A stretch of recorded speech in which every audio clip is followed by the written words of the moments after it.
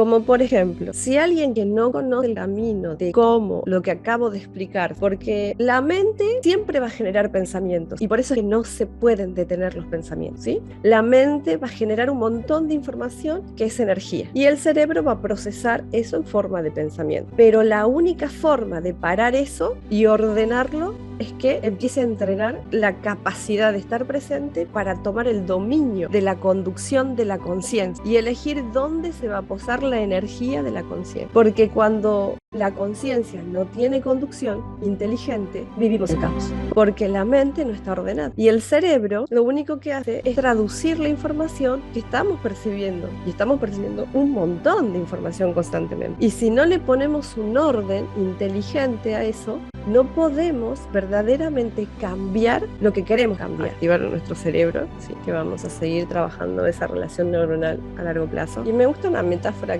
que usa Joe Dispenza en su libro, que se los recomiendo. Tiene muchos ejemplos, es sobrenatural. Y en ese hay muchos estudios científicos que él nos va contando que explican mucho todo este trabajo y también habla de esto, de la relevancia que tiene para poder verdaderamente conducir a la conciencia, entender lo que vamos a hacer, porque mucho de lo que es la meditación no funciona en la mayoría de los casos como las personas desean. En este caso sería el entrenamiento de la atención en estado meditativo, pero si lo llevamos a cualquier área y lo pensamos un poquito y lo profundizamos, le encontramos un sentido muy profundo esto que les voy a comentar y que varias veces hago alusión. Él habla de que, como para que tengamos una conciencia de dónde vamos a poner esa energía de la atención, ¿no? El cerebro es una herramienta, la mente sería otra herramienta que podríamos decir que está arriba del cerebro, ¿sí? Y la conciencia está más arriba. ¿Sí? Si lo abrimos al cerebro, lo diseccionamos al cerebro, solo van a encontrar, ¿sí? la masa, la masa del cerebro y todas las redes neuronales, los surquitos y todo lo que vendría a ser la anatomía del cerebro, pero no vamos a encontrar el pensamiento ni la emoción, sino los registros de en qué tipo de cajoncitos se guardaron, por así decirlo, porque son partes del cerebro que están destinadas para tal o cual cosa, ¿sí? Entonces, pero no se sabe, por más que sean todos los cerebros iguales, si, por ejemplo, en ese cajoncito o en esa parte de donde se hace, por ejemplo, todo el análisis de la vida de una persona, cuando se encuentren, van a decir, en esta zona, el cerebro de Lili se centró todo lo que necesitaba para el análisis. Y en la misma zona, el de Lore, el de Ricardo, el de Carol, y así, todos. El punto es que, ¿qué distingue lo que analizó Lili, lo que analizó Carol, lo que analizó Ricardo? Tade, Chichi, Lore, ¿qué distingue? ¿Qué hace la distinción? Para que si no tendríamos que ser todos robotitos, analizando lo mismo, pensando lo mismo, sintiendo lo mismo, pero no, si bien tenemos recursividad del lenguaje, cada uno de nosotros el mismo ciclo y lo repetimos, si no le ponemos pausa, nunca es lo mismo, pero en la parte bioquímica y anatómica es igual, ¿se entiende esa parte? Lo que hace la distinción de dónde va a poner el foco de la atención Lili es la conciencia. Y lo que pasa con la conciencia, que la conciencia es una atmósfera que envuelve al ser humano, sería todo este campo electromagnético, ¿sí? Y eso se traduce en el campo cuántico prácticamente, porque la conciencia está unida a todo. Pero la mente, que sería la parte intermedia, es donde están todas las vibraciones sintonizando y enviando al cerebro supuestamente la información de lo que nosotros estamos asociando del entorno. Y esa parte, cuando asociamos del entorno, la vamos a asociar con el tipo de modelo mental que hemos adquirido hasta cada momento en el que empezamos a asociar el entorno. Entonces van a decir, bueno, lo que Lore está diciendo es que yo, de acuerdo a lo que ya traigo, voy a entender lo que Lore me está explicando. Pero aún así, no entiendo lo que Lore me está explicando como Lore lo está explicando. Lo entiendo como Ricardo, como Lore, como Tade, como Chichi, ¿se entiende? Y para que estemos de acuerdo en esto y se entienda, porque acá es donde es muy importante que entiendan dónde se eleva la conciencia, es cuando tengo la capacidad de en el momento presente estar presente, no tan solo escuchando lo que dice Lore, sino sintiendo con todo lo que yo soy y conduciendo esa imaginación a mi interior de lo que yo estoy diciendo. Y lo que está dirigiendo ahí esa energía de la conciencia para que se pose en una parte es el ser. Y ahí es donde cada uno de nosotros, para poder cambiar algo, necesita entender este proceso para poder cambiar lo preestablecido. Como por ejemplo, si alguien que no conoce el camino de cómo, lo que acabo de explicar, ¿sí?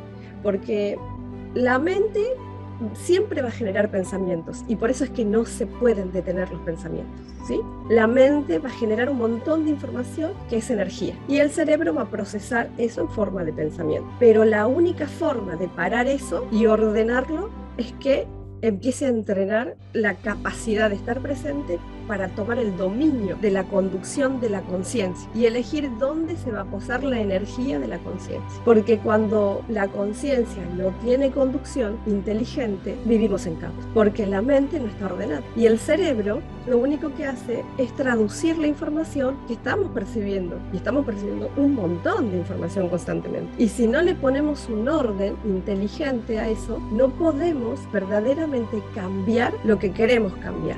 Y acá es donde él explica lo importante que es entender la parte científica, ¿sí?, de esta, la anatomía que se crea en las redes neuronales, que nosotros cuando estamos aplicando todo lo que es el entrenamiento, lo que vemos como un nudo acá, son estas dendritas que están todas súper encendidas, conectadas, ¿sí? Entonces, por dentro es una cosa, pero lo que experimentamos en el desorden es algo que genera en todo nuestro impacto biológico algo negativo. Cuando empezamos a tomar el control, empezamos a debilitar, es una locura lo que podemos hacer, ¿sí? Acá ven que en el trasfondo hay algunas redes que no se encienden, que no están encendidas. ¿Logran ver las que no están encendidas? Bueno, entonces nosotros cuando entrenamos lo que hacemos es solo activar de manera consciente e inteligente, porque yo se los estoy explicando. Si yo no se los explico, el cerebro de ustedes no va a procesar lo mismo que si se los explico antes de hacer el ejercicio, ¿sí? Y ahí es donde verdaderamente se produce el sentido que se imprime en esta red neuronal, porque todo esto, ¿sí?, todo esto se va forjando y se va engrosando a medida que más entreno la atención, y lo que hace es debilitar todo eso, lo que no se enciende, eso se va debilitando y después se empiezan a disolver esas conexiones, y ahí es donde mientras más repito y repito la misma actividad, voy fortaleciendo lo que sí quiero programar como nuevo y voy verdaderamente debilitando lo que ya no quiero. Y pasa exactamente eso cuando lo puedo conducir de manera inteligente, cuando le digo a la atención que se pose en donde yo quiero que se pose. Cuando la atención está desordenada, no estoy tomando el control de mi mejor parte, que es la que crea la realidad. O sea, yo no estoy creando la realidad, la está creando el inconsciente colectivo, ¿se entiende? Y eso sí es algo que quiero que lo entiendan cada vez más. Y acá ponía la metáfora de los catadores de vino. Los catadores de vino estudian muchísimo y tienen la capacidad de probar, ¿sí?, los diferentes tipos de vino y degustar, distinguir si es de qué tipo de uva, de qué país, dónde fue cultivada, si es un vino añejo, si es un vino nuevo, si estaba, por ejemplo, en un barril de roble, en un barril de acero, sabor a la madera, al metal, a la canela, a la nuez, a todo lo que le ponen. Pueden hacer todo. ¿Por qué? Porque llevaron antes esa información al cerebro a través de la conciencia. Entonces, cuando ellos hacen la degustación, lo que le están diciendo es a la conciencia y a la atención que vaya para donde ellos ya saben que van a encontrar eso. Entonces ya tienen el registro, lo pueden aplicar. Pero si yo no entiendo lo que pasa en mi interior cuando voy a hacer este trabajo, es muy difícil que tome verdaderamente el dominio de mis funciones superiores, porque tengo que conducir de manera inteligente cada vez más a esa fuerza de energía de la atención para hacer que la conciencia, ¿sí?, que es la energía superior nuestra, pueda transformar la realidad a través del tipo de observador que estoy transformándome. Y acá esto, escríbanlo y piénsenlo mucho, ¿no? Reflexionen sobre esto. La conciencia es la que puede transformar la experiencia, nada más. La conciencia es la que puede transformar la experiencia, nada más. Pero no es la conciencia de la razón, es la conciencia del ser, ¿sí? La conciencia de la razón es el intelecto. Estamos hablando del aspecto superior, que cuando viene la conciencia y lo conduzco inteligentemente este trabajo, estoy haciendo esto para cambiar. ¿Qué intención tiene? ¿Qué quiero cambiar en este momento? Reconocer las causas del apego, trabajar las causas del apego que me generan sufrimiento, porque estoy trabajando en ser mejor y tengo mis objetivos a largo plazo para cumplir. Y si no hago este trabajo, voy a tener energía estancada generando obstáculos en mi huella kármica, ¿sí? Entonces, eso es saber para qué, esa es la intención concreta, segura, y la conciencia va a ir para ahí y te va a ir guiando. Si la conciencia no está dirigida, no sucede lo que quiero. Tengo la ilusión de que suceda, pero no va a suceder. ¿Se entiende? Y ahí es donde viene la frustración. O sea, si ustedes no están generando los resultados, es porque todavía no están conduciendo la atención de manera inteligente para posar a la conciencia donde quiera. Porque la que va a transformar la experiencia desde el momento presente es la conciencia. ¿Sí? Bien. Ahora sí, con toda esta conciencia súper profunda, nos vamos a ir hacia el interior. Vamos a cerrar los ojos. Vamos a poner las manos abiertas en posición de recibir. Y vamos a hacer 3 respiraciones de higiene mental, higiene emocional. Recuerden poner especial atención al momento de exhalar para soltar con ganas y con fuerza todo el aire, ¿sí? Y así arrastrar todas las toxinas que pudieran estar alojadas en alguna parte del cuerpo. Vamos a inspirar profundo y lento.